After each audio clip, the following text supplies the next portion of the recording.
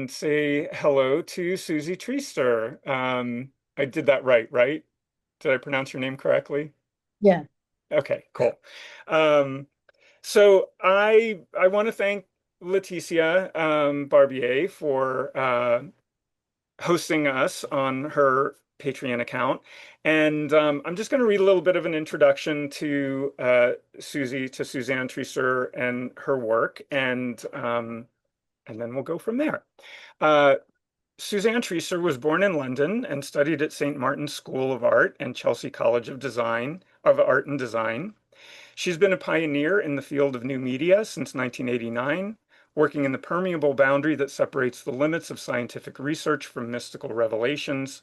Her projects interrogate the relationship between emerging technologies, society, and alternative belief systems to suggest invisible forces that shape our current reality and have implications for the futures that we are only just beginning to understand.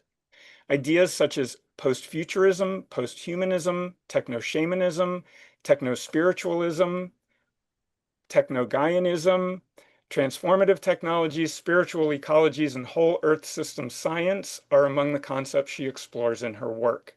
Her works have been presented in numerous institutions, including the Tate Modern, the Shanghai Biennale, the High Line in New York City, the Serpentine Galleries, the Centre Pompidou, and Le Commande Artistique Garonne. My French is not good, but I think I got through that okay. In 2025, her work was included in the prestigious Tarot Origins and Afterlives exhibit at London's Warburg Institute, and her Hexen 5.0 and museum paintings were exhibited at Annely Jude Fine Art in London. Treister's upcoming retrospective at Modern Art Oxford is opening on October 2nd, 2025 and running through April 12th, 2026. It's titled Prophetic Dreaming and will include works from her Hexen series and will also debut the Institute of Mystical Earth System Science, which includes designs for over 200 global research institutes working towards restoration of the planet and the survival of humanity. Not like it's any sort of big, heady work that you tackle there, Suzy. If you aren't able to travel to Oxford, you can see the Institute designs and most, if not all, of Treister's projects through her website, suzannetreister.net, which serves as an archive of her work to date. Please welcome Suzy Treister to Tarot Talk Show. Hi, Suzy. Hi. Um, Oh, that's a lot. That feels really big, and you tackle a lot of really big ideas through your work. But you do it in a way that is exciting and accessible and sparks learning, curiosity among those who encounter your work. I want to talk a little bit or introduce your Hexen series, and please feel free to jump in and tell me or expand on it or tell me if I've gotten anything wrong.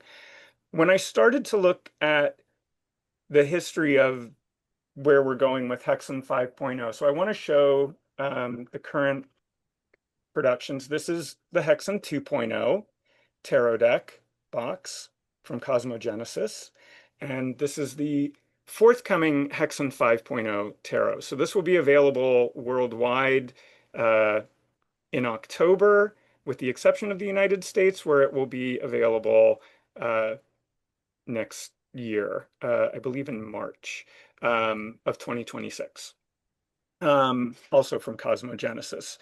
Um, so, but there's another Hexen project that predates 2.0 and 5.0, and that's Hexen 2039.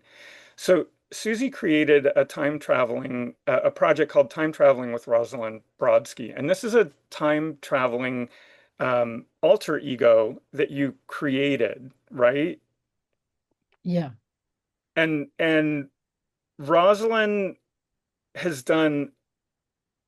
you've done a variety of projects with her over almost a decade. But the first Hexen 2039 was a project that Rosalind, it was a research project that she created and presented in 2040 about government mind control projects. Is that right? There was yeah. it was basically she wanted to develop new technologies for psychological warfare for her institute. I mean, this is not me. This is like a commentary on the idea of a military institute in the future and what they might be investigating. And so it involved a lot of research into the history of mind control through time and through America and the Soviet Union coming up to the present day. Um, and with the idea that through that research, she would be able to imagine what a new technology for psychological warfare would be.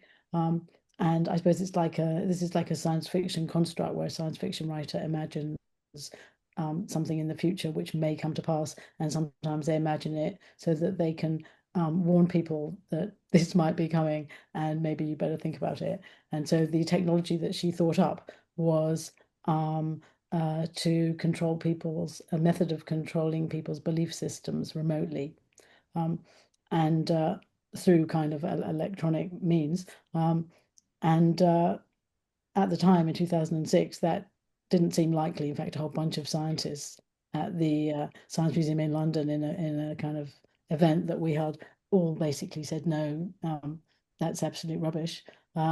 Except for one who came to me afterwards and said, actually, this is just what they're researching. I've just come back from America and I'm part of this organization who looks into these things, and that's what they're starting to research. And but then when you look at it now, it's like, well, the internet did it anyway.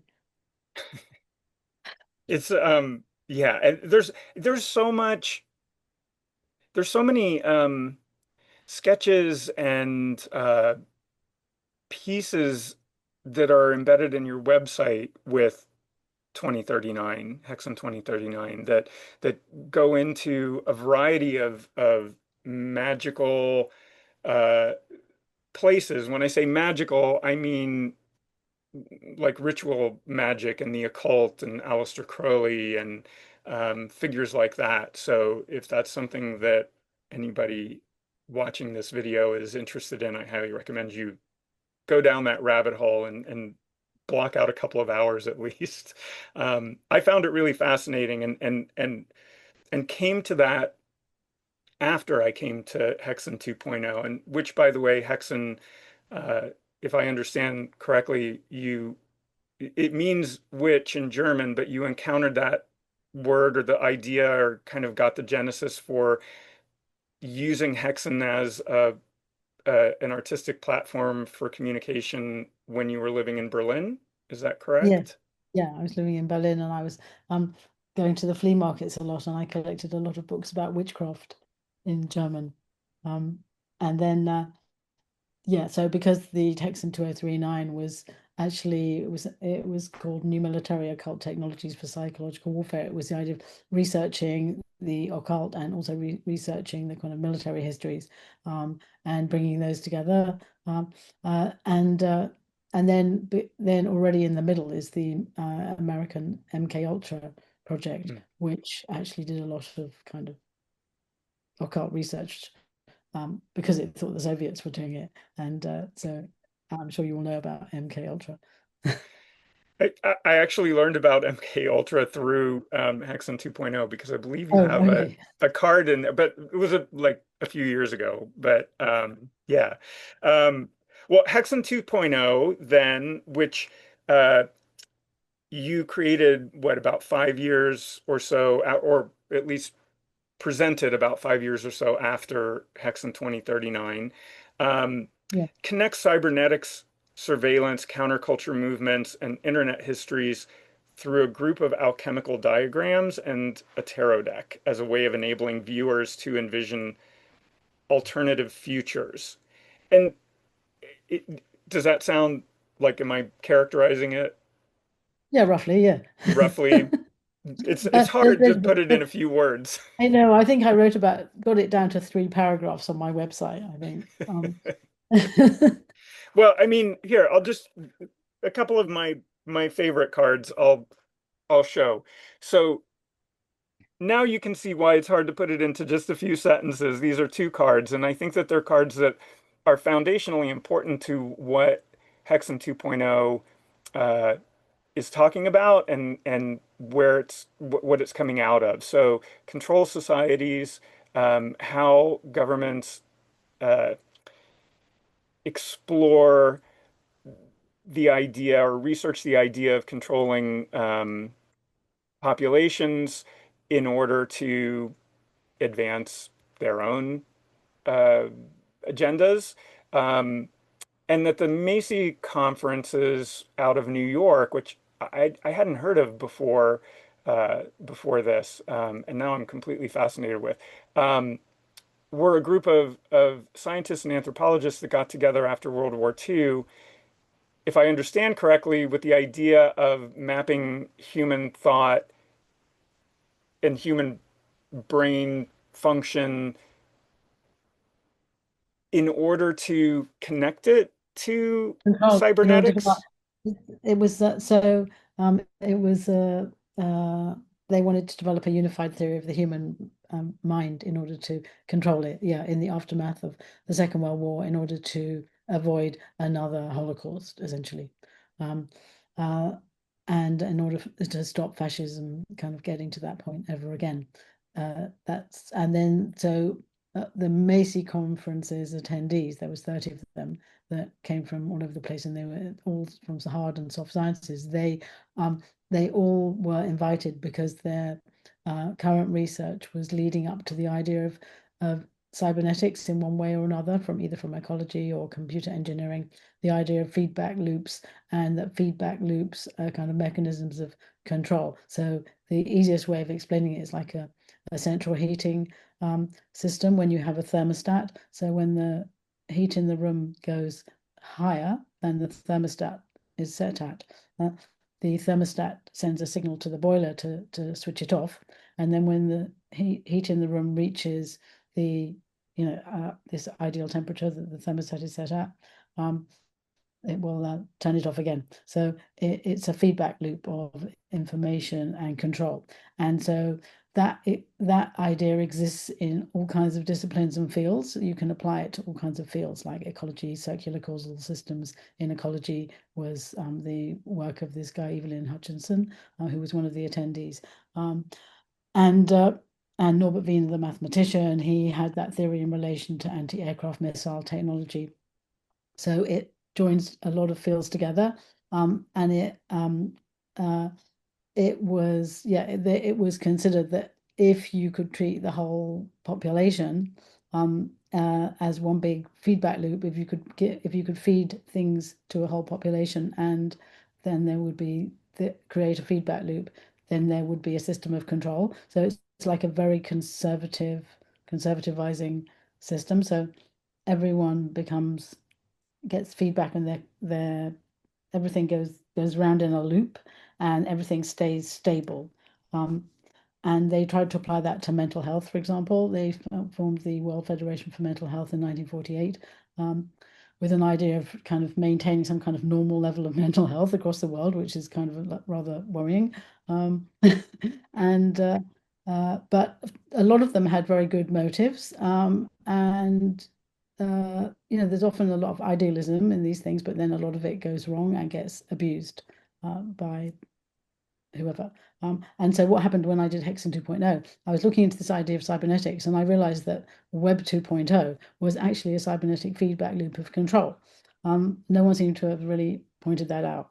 And that's why it was something to worry about and to be pointed out. That's why I made that project. That's why I did these 5 big historical diagrams, bringing together the histories of the internet, the history of computing, the history of counterculture, the history of the Macy conferences, and various other things, to show how we got to where we are today, so that people could try and get a handle on it. And then all the cards in Hexen 2.0 were a means of people rearranging all those bits of information and people and histories and ideas, to come up with interesting random juxtapositions which might trigger off some kind of lateral brilliant thought, about how And there's where to go next. cybernetics and the Wheel of Fortune. Um, I know that there's Web 2.0 in here somewhere, but for those who may not know what Web 2.0 is, can you explain that briefly? I mean, it's a pretty Mm. simple concept, but So Web 1 was at the beginning when it was a read only internet. So you just went to pages like going into a book or like a library. And Web 2.0 came along. Web 2.0 is the interactive web where uh, you can fill in forms, you can give over your own information. The website will reply. Um, and so let's say you buy something, you fill in a form, you give in your details, and there's then a record of what you bought, and then that information then gets uh, sold to an advertising company, and then the advertising company, on the basis of your preferences, will then target you with that. That's a very simple way of explaining a feedback loop. That's one feedback loop of control. But because as soon as the web became interactive like that, it created a completely different dynamic. It created cybernetic feedback loops. so it's really interesting to me that when Hexen 2039, which is from the future looking back to present ideas for psychological warfare. And now Hexen 2.0 is in that past, which is our present, but now our past, but was our present, um, is building on those ideas that you explored in 2039. And now with Hexen 5.0, you continue the trajectory of work that you're exploring here and the implications of that.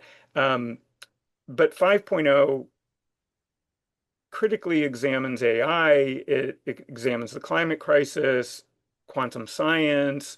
It's looking at more, but your focus is, and it seems to me with all of your work, at least that I've been exploring, no matter how complex and potentially dystopian the subject is that you're exploring, your focus is always solution oriented. Your focus is always um, towards positive futures and trying to empower people to uh, counteract what could be the negative implications of technology and control.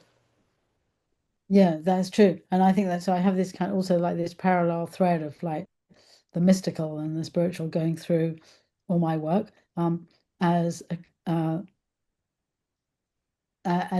more holistic kind of way of talking about everything. So uh, I'm not just like a political artist who's a scientific rationalist who uh, goes along with various ways of thinking. Uh, I'm very open to all kinds of ways of getting knowledge, and uh, and so I try to bring them all in at the same time. And I think what was really interesting about doing Hexen 5.0 is I re-engaged with cybernetics in a positive way. I hadn't expected that to happen, but I had at the end of Hexen 2.0, cybernetics to me was like this evil system of control, which because the word cybernetic sounds cool, people were really misunderstanding and not Mm. getting.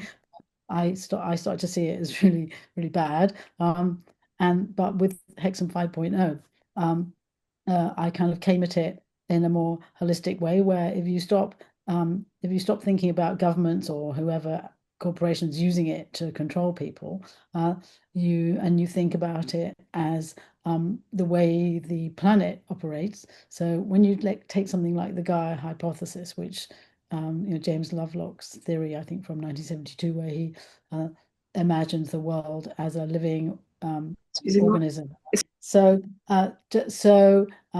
yeah, so the Gaia hypothesis was about seeing the world as this living organism, which was a kind of a cybernetic feedback loop of its own, where it's self-regulated. So, uh, cybernetic systems self-regulate, and the world, until we impacted on it in the way we have, self-regulated. Um, what would happen? It would always kind of right itself, whatever was going on. It seemed, or Lovelock said, it would always right itself. It would always self-regulate itself. And at one point, he believed that despite whatever we were doing, the planet would still have the strength to self-regulate in the end. But then I think towards the end of his life, he realized that wasn't possible. Um, so then I thought to myself, well, if the survival of the planet in the way it was wants to carry on, or obviously it's no longer as it was, but if we want to return it to how it was, it needs to be, we need to think of it as an entire planet, as a holistic whole that needs to return to being self-regulating. And in order to do that, you can't just go from one field or another and say, I'm going to plant 3 trees here and I'm going to stop doing this here and I'm going to do that. I'm going to change the power supply or something. Because everything, because it's an entire whole system, the planet is one system. It comes out of systems theory as well. You Anything you do, you have to take into account the repercussions on the whole system. So it struck me that uh, really every single field has to come together Mm. um, and interrelate so that when you plant these trees, this other uh, bit of whatever knowledge is saying, well, uh, if you plant them uh, where they used to be, the ecosystem will have changed. So now you're actually going to do more damage than you might think. So not every positive action is necessarily positive unless you take into account the entire system and how it's all interrelating. And So so, it's like uh, adaptive resolution or adaptive restitution in a I don't way. know. Go ahead. Yeah, well, I don't know. But so the thing is that I decided that beyond cybernetics and beyond system theory, there should be this whole thing which is more like about the whole Earth. And that's when I discovered that someone already had the idea and that it was called Earth System Science. And there's people actually just starting to work with that idea itself. And so, oh, okay, right. So I was going to make a card, a Hexen 5 card for Earth Systems Science. And then I found out that it was an existing new field, so I actually had to bring in the other people who had been talking about it and bring it in a more historical way. And and and so it was at the end of the project where uh, I then started to think, well, Earth system science, even though it's dealing with the whole planet and relationship of everything, it's not actually including all that other stuff. It's not including mystical knowledges. It's not including a whole bunch of other um, traditional knowledges. It's not all this stuff, other stuff. It's not it's not taking them into account. It's very, rational. Um, and so that's when at the end of Hexen 5, I invented mystical Earth system science. Mm. And that's why I that's why I did that next project, which seems ridiculously ambitious to save the planet, but it's basically like a construct. It's a model that seems logical to me. Although actually implementing it would be like and it's probably too late and it's probably impossible, but it seemed like a hypothetical model that um, uh, seemed almost inevitable. What you're referring to are the Institute of Mystical Earth Science, Earth System Science, the Yeah, institute. yes. Uh, And so I thought, well, if it's going to be, if it's in this hypothetical fictional institute, number one, it has to be every country has to have one, and they can't have one just imposed on them. It has to be like a global alliance in the first place. And every country, every culture, whatever, will do it their own way.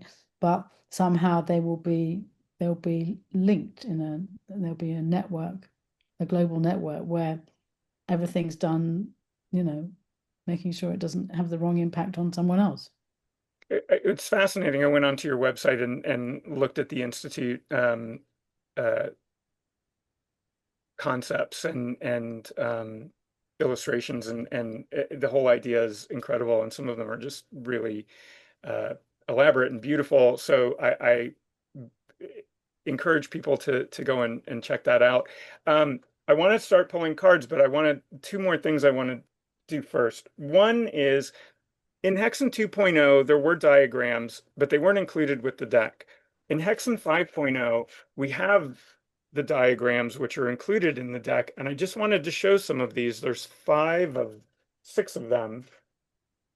Um, when I was trying to wrap my head around some of Susie's ideas in the cards, and I treat some when I first got Hexen 2.0, I would just read a card before I would go to bed at night, and that might not work for everybody. It might keep some people up at night, but for me, it was like a little learning pod. And I would learn something every night before I went to bed, and then maybe I'd explore a little more the next day.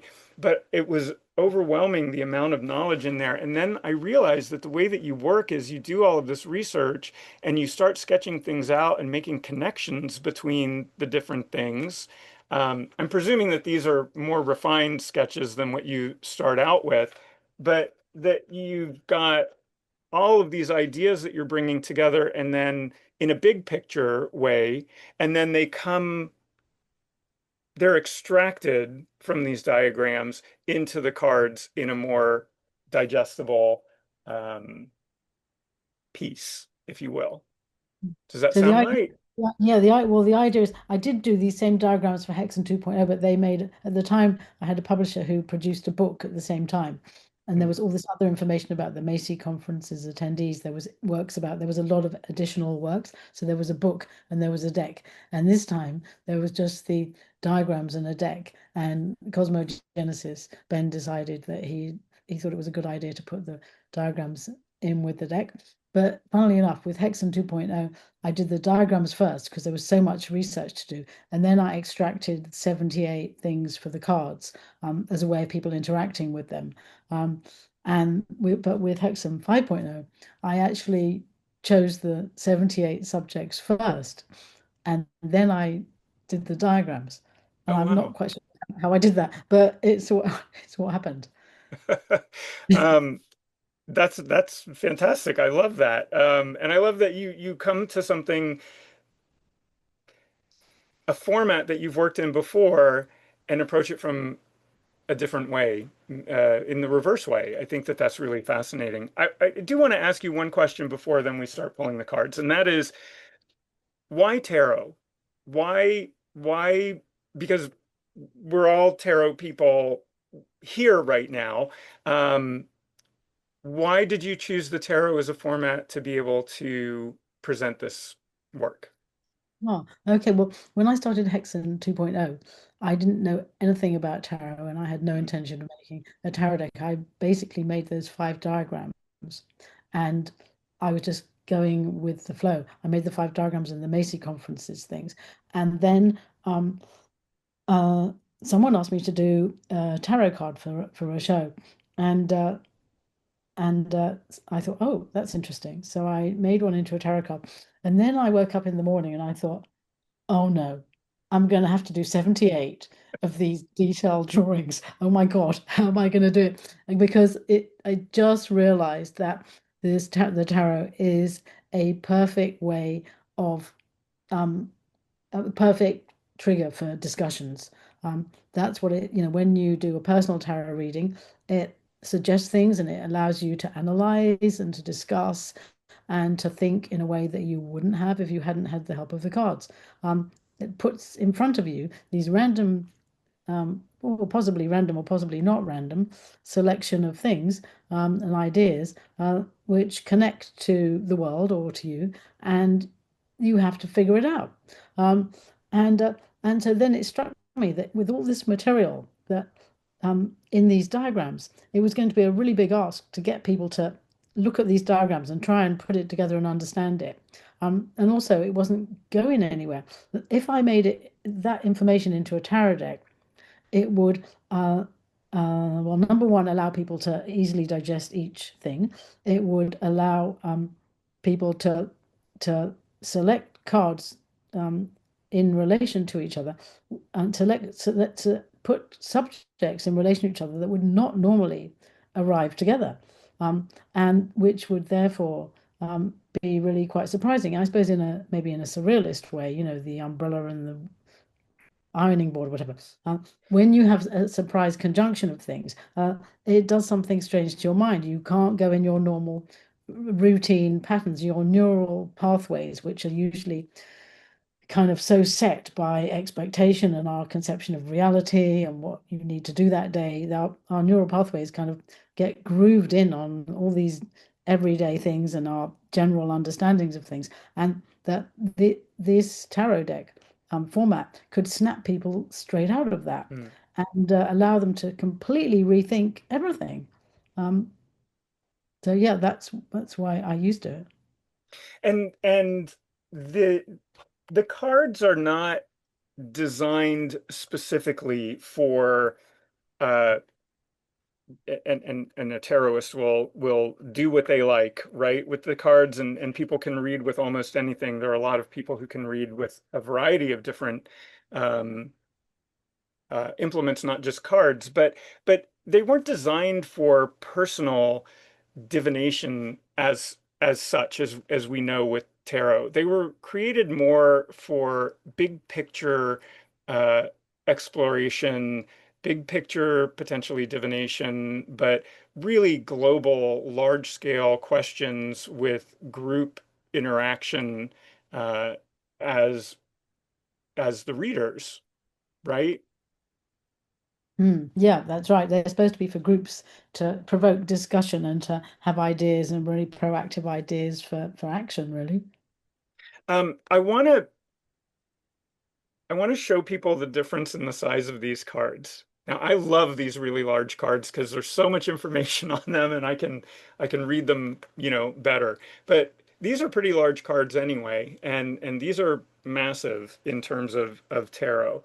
So I'm going to put this one sort of in the middle here, but I did shuffle the heck out of these cards beforehand, and I have a method by which when I shuffle, even before I shuffle, when I'm starting out in the day, where I deal all of the cards out uh, in 5 piles across, and then I leapfrog each of those piles across each other to put the deck back together, which sort of ensures that there's no card sitting next to the card it was in the deck, which isn't always the case when you shuffle. And then I shuffle.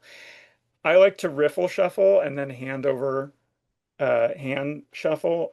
I haven't even tried to riffle shuffle with these, but I can do hand over hand.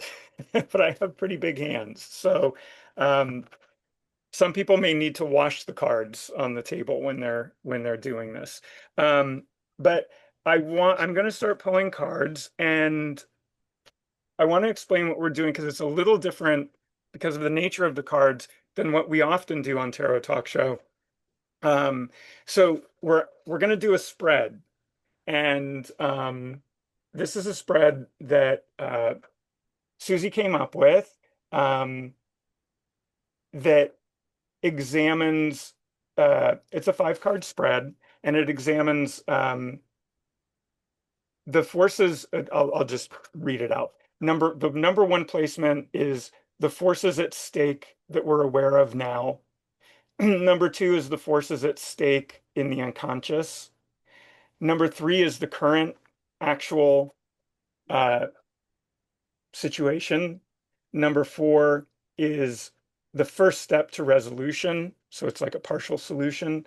And number five is a possible future potential outcome from what we're looking at. So it's 5 cards. It's a lot of information. We'll try and get through it here uh, with enough time that people can ask a few questions if they like. So I'll pull the first card,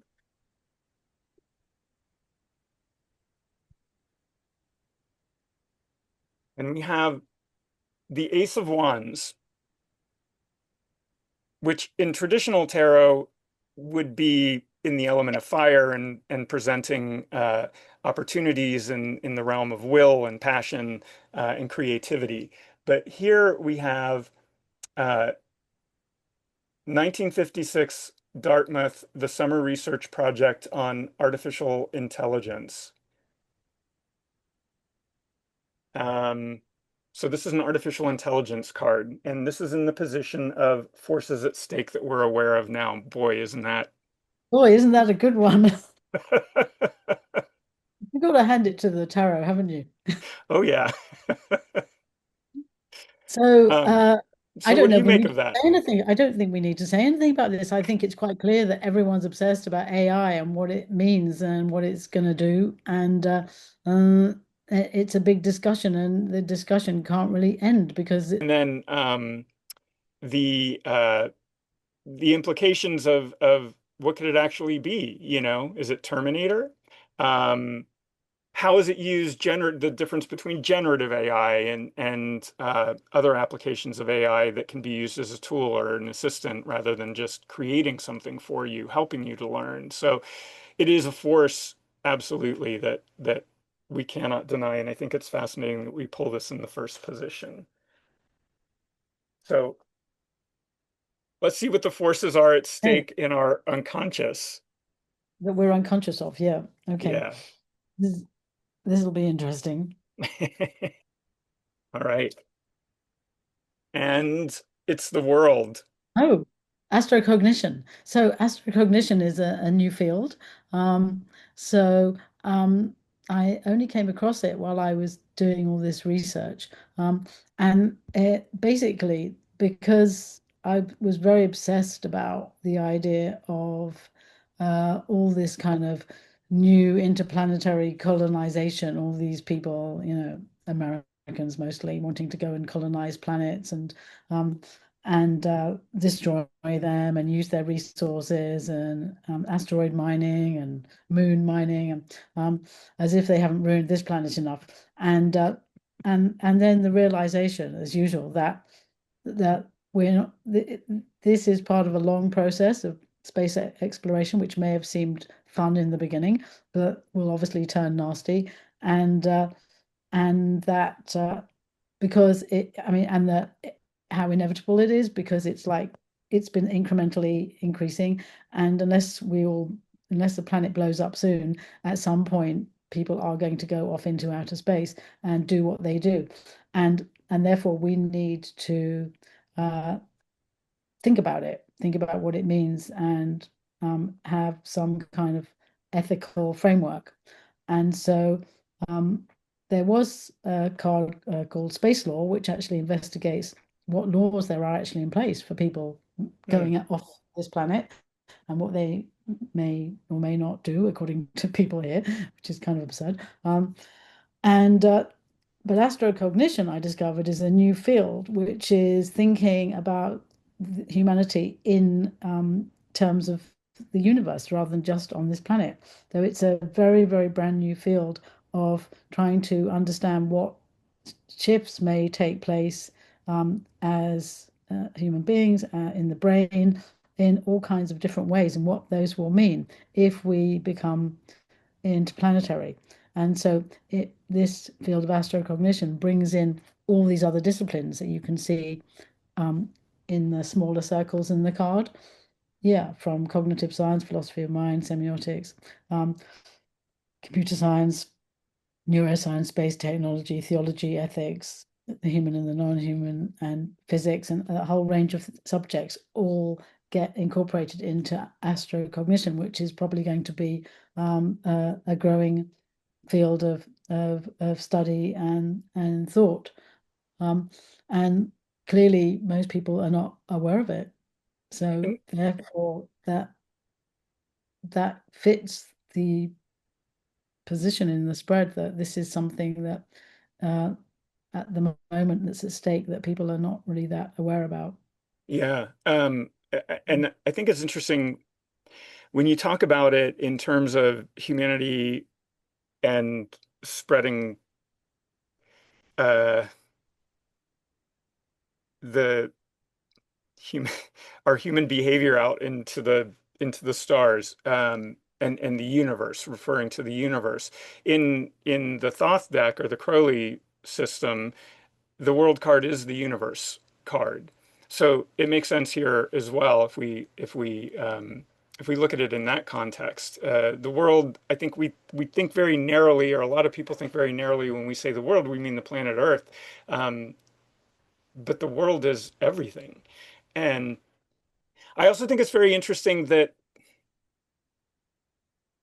referring to this as a new field of research or interest to me is fascinating because as you're talking about it, I'm thinking, I've seen this in Star Trek, I've seen this in The Expanse, I've seen this in Stargate, right? Where these ideas of our impact as we expand and go out into the world and through three very different lenses Mm. in science fiction is always so far ahead of where we are today and so predictive that it's interesting that it's a new field of study, but it feels to me as if it's been around for a while. The Well, I'm sure idea that, of it. yeah, absolutely. I'm sure there'll be a lot of people in academia writing PhDs about the relationship between astrocognition in one episode of Star Trek or something.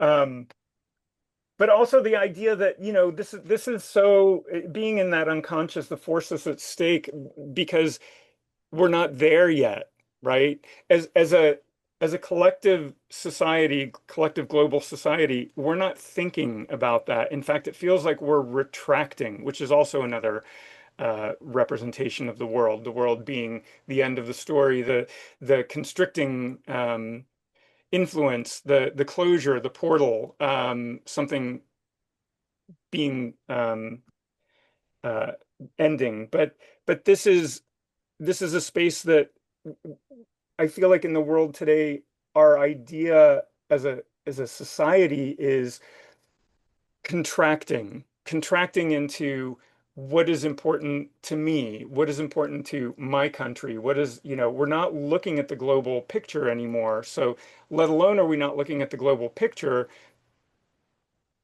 and maybe that's part of the thought control that governments are trying to divert us with, um, how that, we're not even anywhere considering going off planet and what that might look at from individuals' uh, everyday life. Does that make sense? I feel like I just spoke in Yeah, 8 no, million different it's not like fragments. it's not what you think about when you're going shopping or uh it's not it's not everyday reality. Um Yeah, yeah, and so it's easy to forget that there's people rushing off with their own private spacecraft planning to excavate whole bunches of metals on another planet. Um right. Make money. Um yeah. Mm. So, what's the current actual situation? Oh, okay. Let's see. Ah, Oh, the Queen of Wands, back in the Wands. well, Cosmotechnics. Cosmotechnics, Yuk Hui, he's a Hong Kong writer, theorist. Well, I think it's interesting because the current situation, maybe this is also a current situation which we're not necessarily aware of, but it is a current situation in that this card is about the fact that technology has been kind of seen as a Western thing, and Mm, that understandings of technology from different cultures would be different. They would there that hasn't really people don't really think about that. So he talks about he relates it to can you put that part a bit closer to me? This yeah, the uh, the above kind of part. the kind of no, the bit below, the kind of this mountain water painting. So there's a just in, let's say, in Chinese traditions, there's just different understandings of reality. Every culture has different understandings of reality. There's no one reality, and we don't even know what beyond reality even is. Whatever any scientist says, any particle physics Mm, theorist might say, we still don't really know.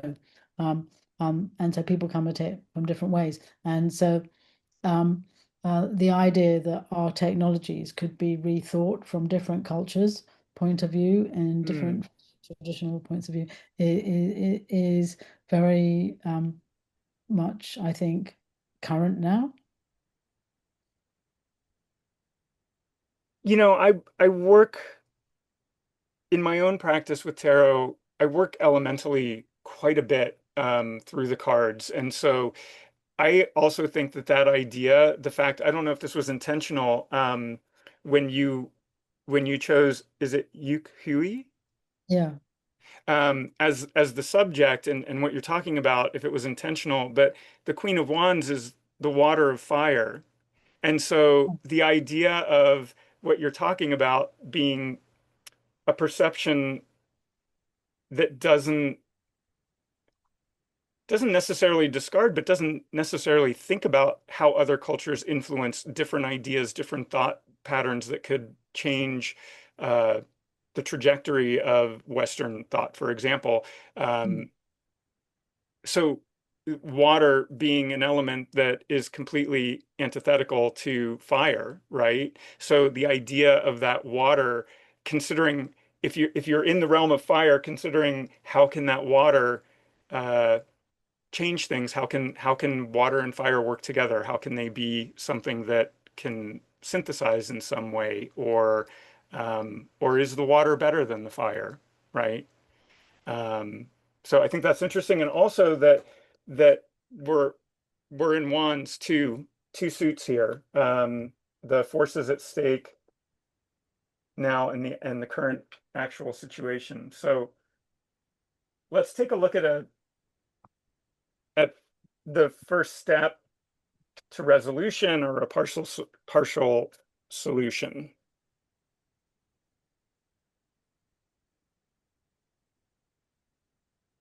More Ah, wands. I swear to God, I shuffled this thing like crazy, and you see oh me my shuffling it God. here too. So, Um, okay, so that's Marvin Minsky, who's one of the pioneers of AI. So hold on, hmm. which one are we on? We're on part of the We're on answer. partial solution. This is four. Ah, okay. So I think that's clear that this is probably all about AI in a sense. Hmm. Um, that we need to go back to the beginning of the research into AI in order to get a bit more clarity on where we might want to go with it. Because the whole nature of technology seems to be this guy, this French anarchist philosopher, Jacques Ellul, in 1954, he wrote the book, The Technological Society. And in this book, he talked about the fact that technology has its own internal logic of development. And because it will tend to develop in a certain way because of its nature, we need to make sure that we are paying attention to what it's the direction it's going in. We can't just go, oh, this is what it's suggesting it could do. We could do this, it could do this, it could do this, so we'll go with what it's good at. We need to direct it. We need to be more forcefully directive with that technology. And so I think this is quite interesting. This has come up because I think it's saying we need to go back to the early days of AI and think about what where it could have gone, all the different ways and it could have gone. And people are doing that. I know people who are working with AI to produce kind of meditation tools, all kinds of things. But I think this is a sign to everyone, you know, step back for a minute and let's look at open up from the beginning. What could you imagine at the beginning? What fantasies could you have about the future of AI that would be really positive? Just forget about what's happening now and all the stuff in the news and all the rah rah rah.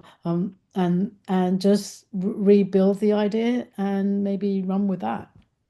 And Beverly made a comment in the chat. She said it's toothpaste back in the tube a bit though, isn't it? And what Yeah. I mean, part of it absolutely is, right? AI is it's not it's not going away, and it's only going to grow. But I like that idea what you're talking about, and as soon as I pulled this, when we had AI as the first card, and we look at the other cards and how they comment on that, to have this as a first step to a possible solution, that rethinking the idea of how AI can serve humanity rather than overtake humanity. And is it still possible um, corral it in that way, to use it in that way, to because you talk a lot about through your work, you talk a lot about uh, or comment, your work comments a lot on how these technologies that create dystopian potentials can also be used as solutions. And if the I mean, technology I is not think going away, how can we use no, it? it's not going to go away. And so let's say with the early internet, when you think back to new technologies when they're fresh, there's usually a kind of euphoric aspect and the idea that you if you're like a okay person with a like a caring attitude to the planet, you'd be imagining all kinds of exciting things that could happen from that new technology, and then someone comes along and starts shutting it down. So when the internet was got going in the 90s, when it became available to civilians, I was part of the grassroots period of the internet where suddenly everyone could communicate from all these places that were in the margins, and share information and share kind of their local news. And you didn't necessarily have to read what was in the newspapers. You could hear it from various uh, groups, internet listserv groups that you were a part of, that were maybe lots and lots of people all writing into this list, and you'd have this amazing kind of rhizomatic conversations, and other people could maybe show their artwork without having to get through a gatekeeper in a Mm, gallery or museum. You didn't have to be the typical person who was going to be given a tick. You didn't have to go to a certain school. You didn't have to, do all these things. It was a decentering and a flattening the playing field. It was an amazing grassroots countercultural moment in the 90s for the internet, and so a lot of people really saw this fabulous potential in it to change the world, and you know. And then it went, around about 2000, the government started being able to control it and regulate it. Corporations started monetizing it.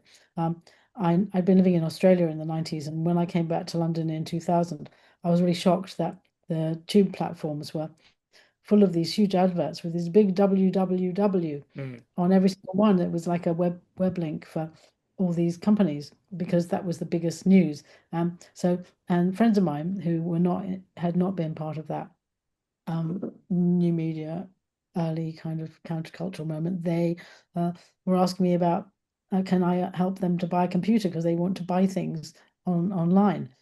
They had no idea that it had this idealistic moment. Um, and I think with AI, when it first started out, people would have felt really idealistic about it, and it would be something that would be amazing, that could do all these things. Um, and and then the wrong people always get hold of it. So yeah, so I think it's a matter of going back and starting and thinking about it, not just for, helping humanity, but helping the planet, helping everything really, because it's really powerful, and it has the um, it has the power to speed things up enormously. And all this idea of, this mystical Earth System Science Institute, if an AI has all the data it needs, it can come up with perfect solutions. That's amazing. And let's hope that that's the trajectory that we're on. And I just want to point out that the kings are all fire, and so we're in the fire of fire now here. So Mm. there's power in that. Um, the last card, possible You be future. careful, be careful with your shuffling. How about this? Why don't you why don't you tell me when to stop? Oh, okay. And okay, what? Okay, keep going then. Um, Stop. So Okay, this one or this one? that one, the one on the This right, this one on that this one. one. Yeah. Okay. No, no, no, no, no, no. The other one, The other the one. one in your left hand. This one. Yes, the Okay. one you're moving your hand on. Yeah. Okay. Oh The no. Three of Pentacles, social media. Oh, that's so bad. Okay, so how do we turn this around a bit? So, okay, I know what. I know what. And this is quite, yeah, I mean, to me, social media is not good. I never, ever uh, was on Facebook or any of them ever. And right from the beginning, I smelt a rat. Mm, Um, And in fact, people thought I was a reactionary idiot, or uncool because I wouldn't join in on any of them, and or I was too old to realize what fun they were. But actually, I realized they were all about data collection and and all of that cybernetic stuff. But at the same time, uh, social media does have amazing potential to connect people and get amazing things done. And uh, for example, uh, I'm on a WhatsApp group at the moment, which is trying to save a family in Gaza, mm. and it's really working. And one of them has just arrived in Chile with some friends of mine, and that could not have happened before social media. So maybe we should look at social media.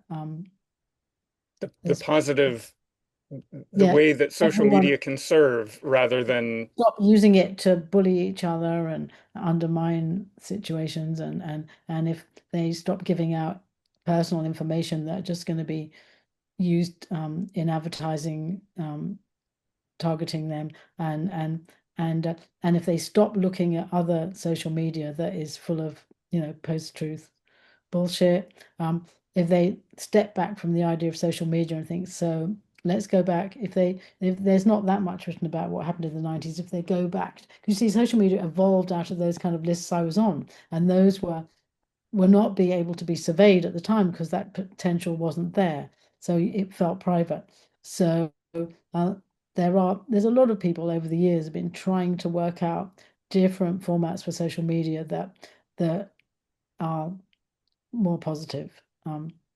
So, and and it, since social media is not going to go away, and since it's so powerful, maybe that is the tool that needs to be harnessed much more, really globally and forcefully. Like, um,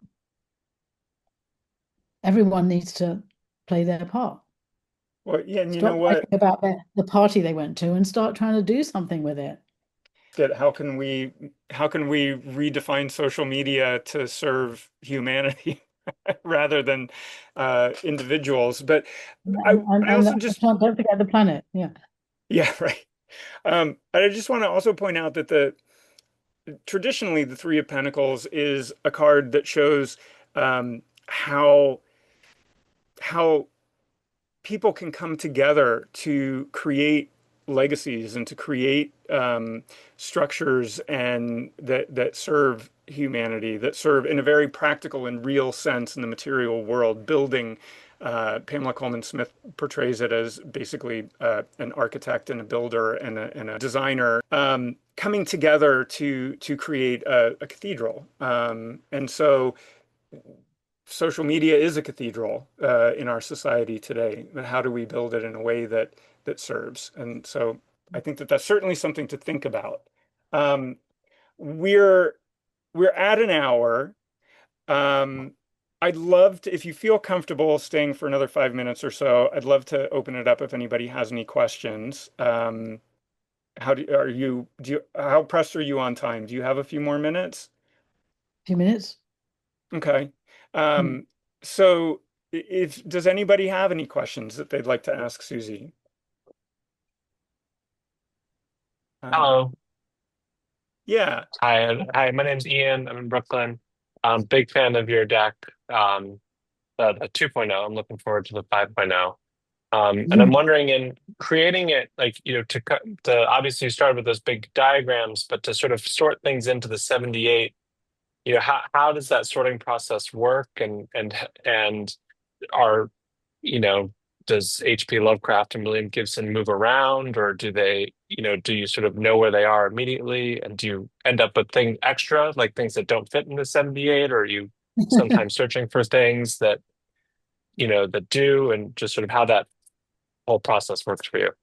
I can tell you, I do it with post-it notes on a chart. So I have a big piece of paper with all the cards done in outline and their names. And then I have a corresponding sheet of paper which has very specific interpretations from the Tarot of Marseille, which has a lot of different keywords for each one.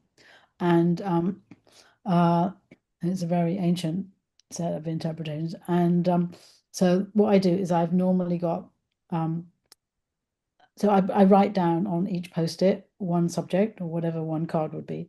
And some of them are really obvious, as you said from the beginning, they're going to be this card or that card. So I can place some of them very easily.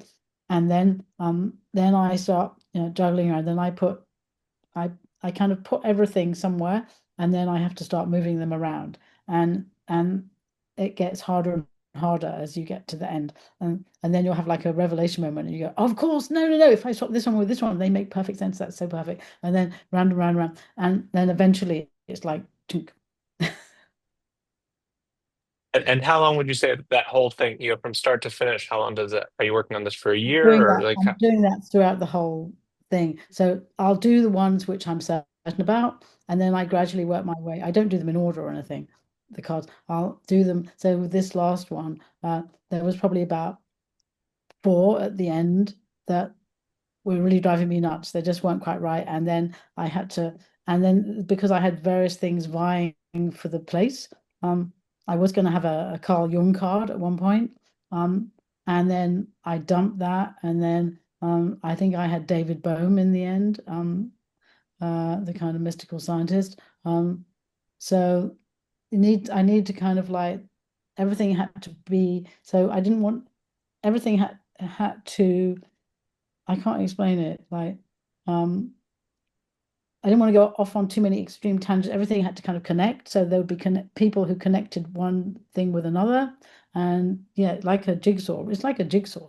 And you just know when it's done somehow. excellent. Thank you. No worries.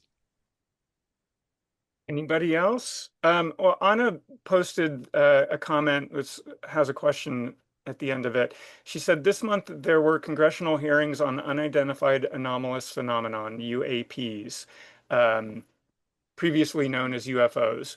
If all of this deems to be true, I wonder if USP's technology will usurp AI. Seems to me we are still at the very beginnings, the infancy of what we currently call AI. And Victoria says, I would absolutely love to hear about the Judgment card in the 2.0 deck. It was one of the first cards I pulled from this deck. It's so stripped down. What was your process with the card? Where Judgment might come from today? Here, I can grab it. Shall I do the first question? Yes, go ahead. Yeah, so this is an interesting story. I worked over a 5-year period. I was working at CERN with the scientists there, and originally I was asking about this idea of this holographic universe principle, that the universe might be a giant hologram. And then I got to know them more, and I went back and I was getting them to do watercolors of this principle, and then one day one of them suddenly brought up the idea of extraterrestrials, and I don't think I brought it up anyway. And he said, of course, all of us in CERN, we know there must be extraterrestrials because of the laws of probability. There's so many billions of planets and solar systems and everything that inevitably there are extraterrestrials. It's not like we believe in them. That's not the right word. It's just that there inevitably are extraterrestrials. So then I said, would you like to do me a picture of what you think an extraterrestrial might look like or how it might function in terms of your understanding of science and particles? And I got 16 of, I went back another trip and I got 16 of them to describe a potential extraterrestrial organism and how it worked. And there's on my website somewhere in the Escapist project, you can see them. And yeah, they're kind of, some of them are way beyond AI. Um, I also want to just pop up that David Bohm Oh card real yeah. quick. It's the Emperor in the 5.0. Um, and Victoria's question about the Judgment card in the 2.0, but I also want to point out that ethics is also the topic of the Judgment card in the 5.0. Yeah, I expanded it. Yeah, a bit, right? Obviously it's a very, very crucial node of everything. Um, But her and question is, it's so stripped down in the 2.0. What was your yeah, process for that card? And where might it come from today? I think, Victoria, you'll find out when the 5.0 is available to yes, you. exactly. Yes, I don't quite remember now how I stripped it down to that. I'm not sure. Um, but yeah, it needed expanding really. But I like how it's presented here as well because it is just really stark and it doesn't presume or lead you anywhere, but No, in I that know. position of judgment, it's a very stark uh comment. Yeah, no, I agree. I liked it for that at the time. And and so with Hexen 5.0, I think so some of the cards are actual updates from Hexen 2.0. I Mm, mean, for example, I had a social media card in Hexen 2.0, which was the state of social media in 2009 to 11. And so that needed to be updated. So some of them are kind of time-based in terms of they're updated 12 years later, and some of them are new subjects. So this one was an uh, update and rethinking of it in relation to I suppose now more. And yeah, because it's got things like astroethics in it, you see. So I wanted to mm. um expand it to be to for it to refer to a much bigger uh specific, subjects, Yeah. areas, Um, yeah. so maybe we can do one more question and then we can let Susie go. Michaeline? Yeah, you'd mentioned that you did one tarot card first. Someone had asked you to do that, and then you realized I'm going to need to do a deck. Do Mm. you remember what was the card that sparked the deck? Oh, it was uh Ted Kaczynski, the Unabomber. Uh, Oh, okay, interesting. Because he was from my Hexen 2.0 diagram. And for some reason I decided to focus on him for that card. And then yeah, that was it. And what is the card? Uh, the Hermit. Uh, the Hermit. Okay, Hermit, that's right. thank you, The Hermit. thank you. Yes. Yeah. Oh, This thank is you. probably, sorry. This was great. Oh, thanks, Michaeline.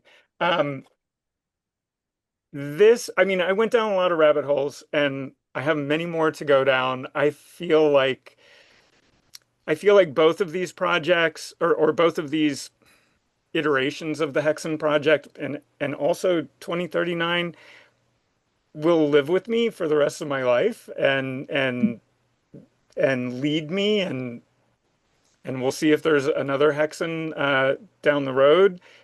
Although it might not be Hexen 6.0, right? Because we kind of jumped from 2.0 to 5.0. What was the rationale for that? Was Oh, it the it's based on web-based? web-based, yeah, because there's Yeah, a card for the internet. So now there's a conception of Web 5.0, which hasn't happened. So right. I thought I Okay. needed to jump to that point. Okay, cool. So whatever the next one may be, I'm sure will lead me further down. But when I was looking into like starting this whole process of investigating the depth of these cards, this was the card that sent me probably further down any other rabbit hole, and also sort of turned my ideas or my thinking of that subject in a different direction. Partly, I didn't really know much about Ted Kaczynski. I knew who he was. I knew what he had done, but I really didn't know anything about the manifesto and how rational it was. What he did or how he did it in injuring people is not acceptable, but the work was rational, and the ideas that he was trying to move forward were fascinating. So I thank you for that. Yeah, and I agree. I mean, when I read that Unabomber manifesto, it was like, why did you have to kill people? People could have really learned from you if you hadn't been so aggressive and, destructive. That Right. was ri ridiculous. Um, Yeah, the waste. Beverly's asking about a workaround for early access for people in the US. So I think that the answer to that, Beverly, would be if you're traveling outside of the US, to do a little bit of research as to where you might be able to pick it up where you're going before you go. Or if you have friends who are living outside of the US or traveling outside of the US, you might want to ask them if they can pick one up and bring it back. Or if you have family or friends living overseas, you could have them send it to you. You can still, as of right now, get uh, uh, gifts of less than $100 through customs without triggering the de minimis tax assessment. Um, so, for what that's worth. Suzy, I just want to say thank you so much for Mhm. joining us today. I want to Thank say you. also thank you so much for creating the work that you've created, not just the Hexen work, but the projects that you've been creating from the very beginning. I think that your work is innovative. I can't wait I'm going to be able to attend the Oxford exhibit next month. So I'm looking Great. forward to that and seeing some of the video game stills and the earlier work that makes sense as a foundation for everything else that's grown from it. I think You that know, you're they've Ben's Cosmogenesis and Oxford have put together a big monograph book with everything I've ever done, kind of. I just got a copy of it 2 days ago. So yeah, hold on, here it is. Can you see it in my oh no, because I've got my background on. hold Ah, it a little closer to your face, maybe, or next no, to your head up here. no. No, Oh well, yeah. forward. Hold on. There, Yeah, there we there, go. there, The title of the book is there. Prophetic Dreaming. Yeah. It's the same, it's the title of the exhibit as well. Um, Anyway, then and so Cosmogenesis is distributing that as well. If anyone wants to get that, yeah. yes, and I'm not sure when that will be published in the US, but it will be available in the US as well. Um, but I know it will be available at Modern Art Oxford, I'm sure in the gift shop It's during on the exhibit. Cosmogenesis. It's on Cosmogenesis website, so that will tell Yes, you when. Cosmogenesis website is cosmogenesis.world. So make sure that you're going to the right Cosmogenesis. They're the publishers of Hexen 2.0 and Hexen 5.0 and Prophetic Dreaming. They've done a great job with the images and the colors and everything. It looks terrific. So Suzy, thank you so much. Thank you. I really appreciate it, and I look forward to seeing the work in Oxford and to seeing what you come up with next. Thanks, James. Thanks. That was great. Thank you. And thanks to everybody who joined us today and to Leticia for hosting us. And have a great Thanks, day. everybody. Thanks. Okay, bye. Bye-bye. Bye.